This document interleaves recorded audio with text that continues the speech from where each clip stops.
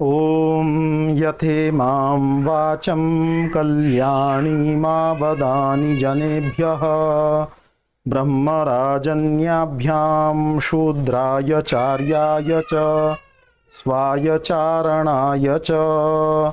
ॐ शान्तिः शान्तिः शान्तिः। देववाणी संस्कृतम यूट्यूब चैनल एवं ट्रस्ट की ओर से मैं आप सभी का अभिनंदन करता हूं, स्वागत करता हूं। देवयज्ञ को लेकर चर्चा, हवन को लेकर के, अग्निहोत्र को लेकर के चर्चा आपके बीच में रखने का प्रयास चल रहा है। देवयज्ञ में हम एक मंत्र बोलते हैं, सूर्यो ज्योतिर्ज्योतिः सूर्यः स्वाहा। मंत्र हमने बोला और स्वाहा आने पर आहुति दे दी, इतना ही इसका प्रयोजन नहीं। लोग कहते हैं कि ये लोग तो देखो जड़ की पूजा करते हैं, सूर्य की पूजा करते हैं, सूर्य की पूजा करने से इनको क्या प्राप्त होने वाला है। तो मेरा निवेदन है, वेद हमको जड़ पूजा करने का कहीं आदेश नहीं देता। जड़ वस्तुओं की पूजा वास्तव में है क्या? वायु की पूजा क्या है? अग्नि की पूजा क्या है? सूर्य की पूजा क्या है कि हम उनसे भली प्रकार से उपयोग कर सकें। ये मेरे हाथ में एक लेखनी है, आप इसको देख पा रहे हैं। अब इस लेखनी की पूजा क्या है कि इसका ठीक प्रकार से उपयोग कर लिया जाए, तो इस लेखनी की ये पूजा है। पूजा का यही अभिप्राय है। तो हमने मंत्र बोला, सूर्यो ज्योतिर्ज्योतिः सूर्यः स्वाहा। हम इस मंत्र के द्वारा प्रतिदिन प्रातः काल जब सूर्योदय होता है उस समय में आहुति प्रदान करते हैं। तो सूर्य से हमको प्रेरणा लेनी है। सूर्य से हमको क्या प्रेरणा लेनी है? सूर्य से हमको पहली प्रेरणा लेनी है, सूर्य निरंतर गतिशील रहता है। निरंतर सूर्य गतिशील रहता है। मुझे और आपको निरंतर गतिशील रहने का प्रयास करना चाहिए। हमेशा हमको क्या करना चाहिए? गतिशील रहना है। तो ये गतिशीलता यदि हमने सूर्य से सीख ली तो हमारी ये आहुति देना जो है ये सार्थक है। दूसरी बात एक संस्कृत के कवि ने बड़ी सुंदर कही।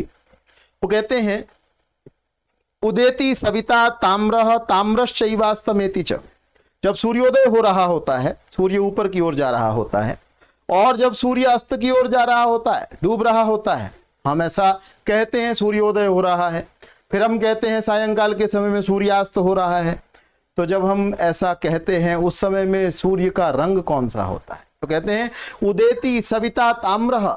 सूर्योदय जब होता है तो उसका वर्ण ताम्र वर्ण का होता है, तांबे के रंग का होता है। और ताम्रश्चैवास्तमेति च, जब अस्त हो रहा होता है सूर्य का, उस समय में भी वह सूर्य तांबे के ही रंग का होता है। सूर्योदय के समय, सूर्यास्त के समय जब वो ऊपर जा रहा है तो भी तांबे के रंग का है, वैसे ही रंग का है, और अस्त होते समय भी वैसे रंग का है। तो इसको देख करके क्या कहते हैं? संपत्तौ च विपत्तौ च महताम एक रूपता। महान व्यक्ति संपत्तियों के आ जाने पर, धन बहुत बढ़ गया हो, आपने जिन शेयर्स में इन्वेस्टमेंट की है वो सारे के सारे बहुत ऊंचे चले गए हों या बहुत नीचे चले गए हों, आपका चेहरा देख करके किसी को ये अनुमान नहीं होना चाहिए कि इस व्यक्ति के जीवन में कुछ कमी आ गई है या कुछ बड़प्पन हो गया है। क्यों? जैसे सूर्य जब ऊपर जा रहा था तब भी वो वैसे ही वर्ण का था, जब नीचे जा रहा था, समाप्त होने वाला था, अस्त होने वाला था, तब भी वैसे वर्ण का था। तो मेरी संपत्तियां बढ़ रही हो तब भी मुझे वैसा ही बने रहना है, संपत्तियां घट रही हो तब भी वैसा ही बने रहना है। परिवार के अंदर बच्चों के जन्म हो रहे हो, किलकारियां गूंज रही हो तब भी वैसे बना रहना है। और परिवार में कोई मृत्यु हो गई हो तब भी मुझे एक रस बने रहना है, वैसे का वैसे बने रहना है।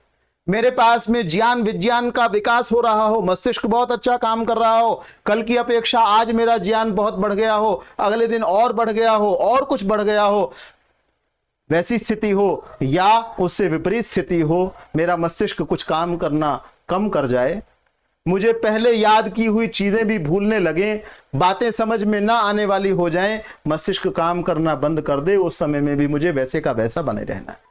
मेरी आंखें आज स्वस्थ हैं, अच्छे से काम कर रही हैं, दांत स्वस्थ हैं, शरीर के अंग प्रत्यंग स्वस्थ हैं, उनका विकास हो रहा है, वो बलिष्ठ हो रहे हैं, तब भी मुझे एक रस बने रहना है। और जब इनकी शक्तियां क्षीण हो रही हैं इंद्रियों की, एक दिन होना ही है। मेरे साथ होना है, आपके साथ होना है, दुनिया के बड़े से बड़े आदमी के साथ में होना है, पशु के साथ में, पक्षी के साथ में, सबके साथ होना है। आज से पहले आने वाले न जाने कितने राजा, कितने बाहुबली, कितने शक्तिशाली, सबकी शक्तियां क्षीण होकर के वो काल कबलित हो गए। मुझे भी ऐसा ही होना है, विपत्तियों में मुझे भी पड़ना है। तो उन विपत्तियों के आने के बाद भी मुझे एक रस बने रहना है, ये मुझे सूर्य की ये दी जाने वाली आहुति प्रेरणा करती है। तो मेरा आपसे आज केवल इतना ही निवेदन है कि हम सभी ये प्रयास करें कि हर व्यक्ति के जीवन में अच्छाइयां आती हैं, बुराइयां आती हैं, संपत्तियां आती हैं, विपत्तियां आती हैं, ज्ञान आता भी है, ज्ञान समाप्त भी हो जाता है, घर मकान बढ़ते भी हैं और घट भी जाते हैं, परिवार के सदस्यों की संख्या बढ़ भी जाती है, घट भी जाती है। उन सभी अवस्थाओं में मेरे चेहरे को देख करके, आपके चेहरे को देख करके किसी को अनुमान न लगने पाए कि आज इसके पास में कुछ आ गया है और आज इसके पास से कुछ चला गया है।